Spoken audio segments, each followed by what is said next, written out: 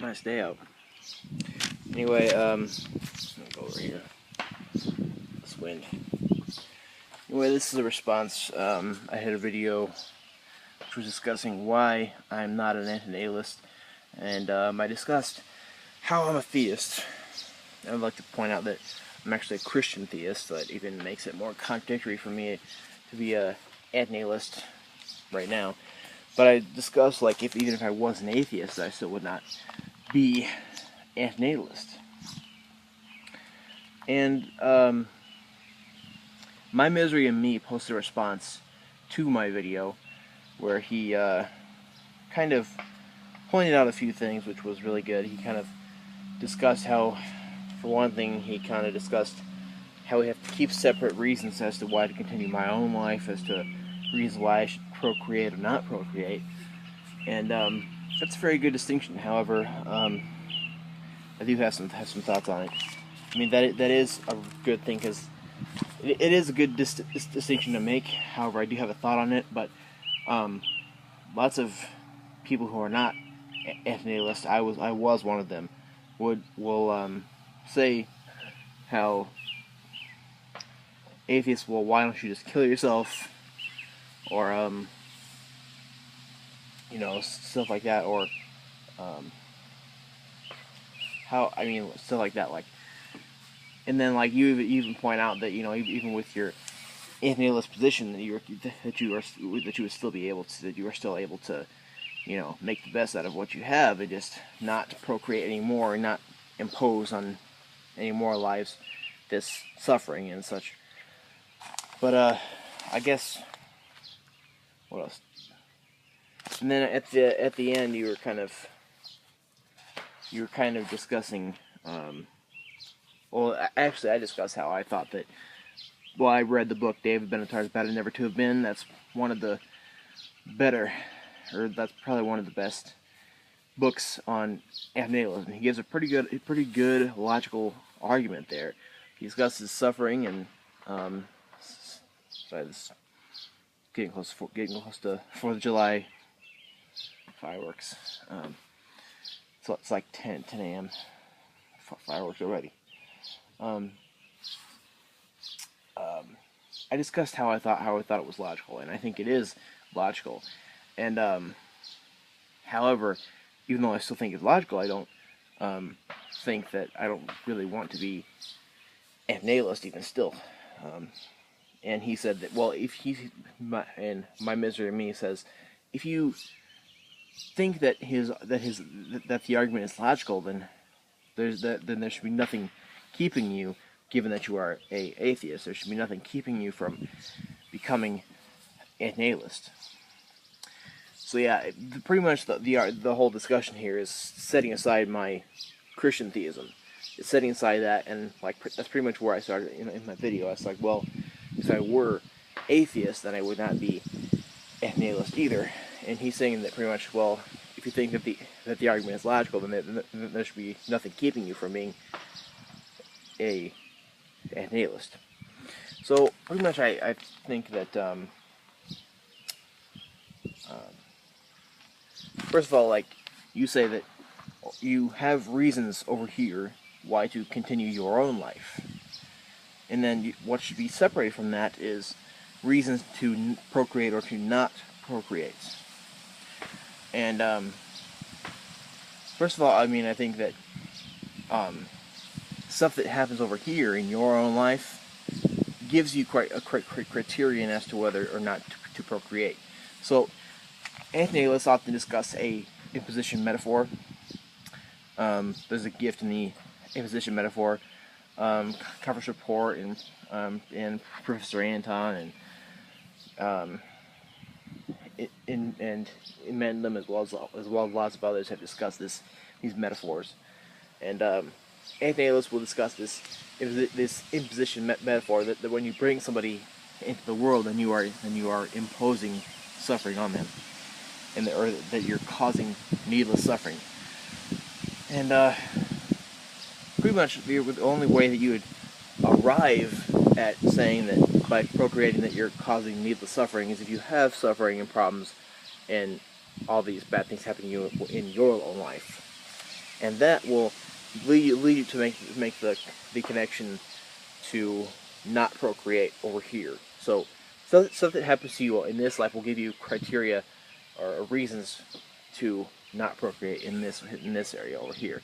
So they are separated, I think, but there's reasons. But there's there's a link there. So I guess I discussed in that video. There are people in my family and friends who are theists and atheists who have shown me a certain way to live, which is ways to get around my problems and suffering and such. There's ways to get around it, or not to get around it, but more like ways to manage it and still be happy and have a good life, and not be waiting for my life to be without problems and without suffering, and to be happy, because there's always going to be suffering and problems. So pretty much what I've seen is that there's ways to be happy and to have a good life amidst all this suffering and all these bad things that are going to happen to a person. So that is the reason, why I have obviously chosen to continue my own life. And I did call this like maybe it was like 2 years ago.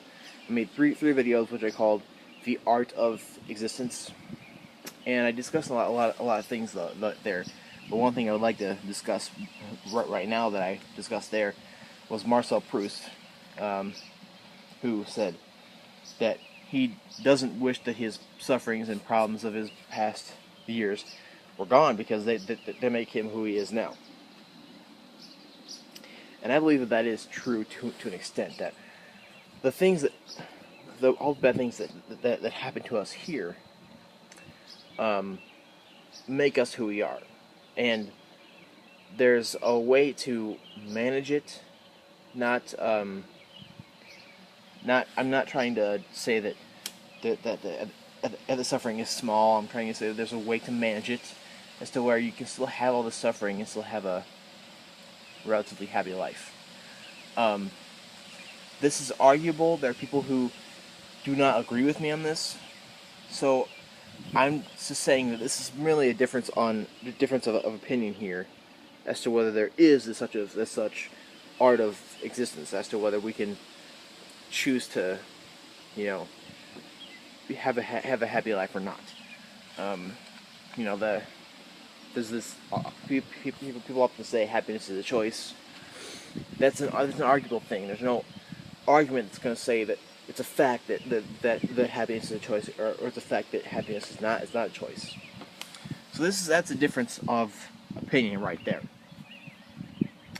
So the reason that even if I was atheist, that I would not be antinatalist.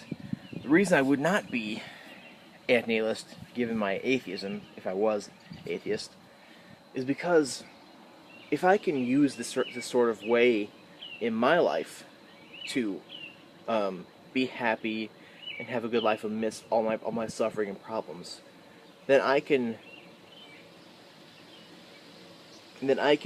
pass on this method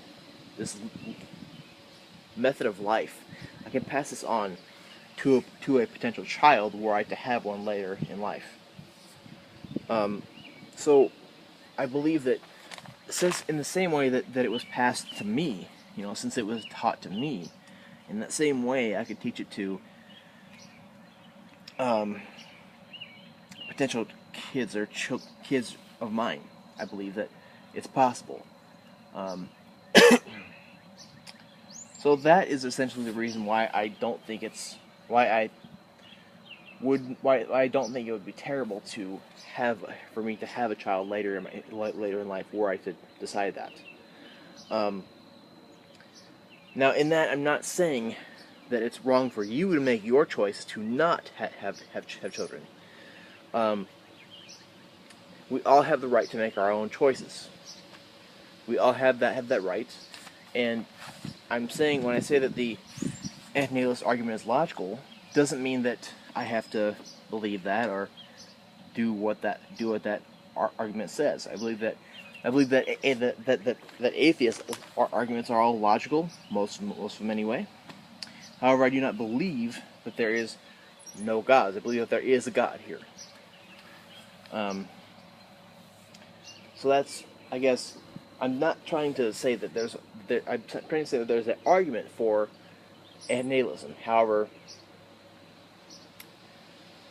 everybody has their own choices. You know, we can all make our own choices, and there's not going to be a argument which says that everybody has to do this. You know, I mean, I think that the argument is logical. However, I believe and I think that there's a way to pass on a method to my children were I to have one, or them, as to where they can live their life, as to make their life not so horrible.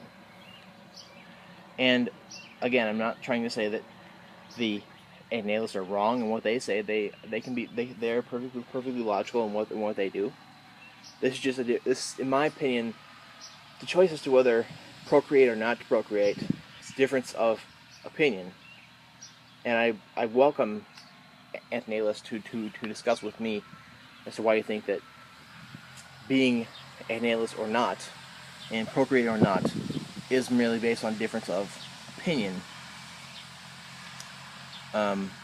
Because I think that the antinatalist argument is logical, but I believe that there's a way to manage this suffering and problems in all our lives. But that's not it's not for me to say that you can't not procreate. I'm not one to say that you should procreate or anything. I'm not one to say that at all. So, in my opinion, the choice as to whether procreate or not to procreate. Sorry about the plan. It looks like it's spraying. In my opinion, it's a difference of opinion as to whether to procreate or not. So I guess I do welcome, antinatalists to discuss with me as to why you think that it's not a difference of opinion as to whether we should procreate or not. I would like to have some discussions there.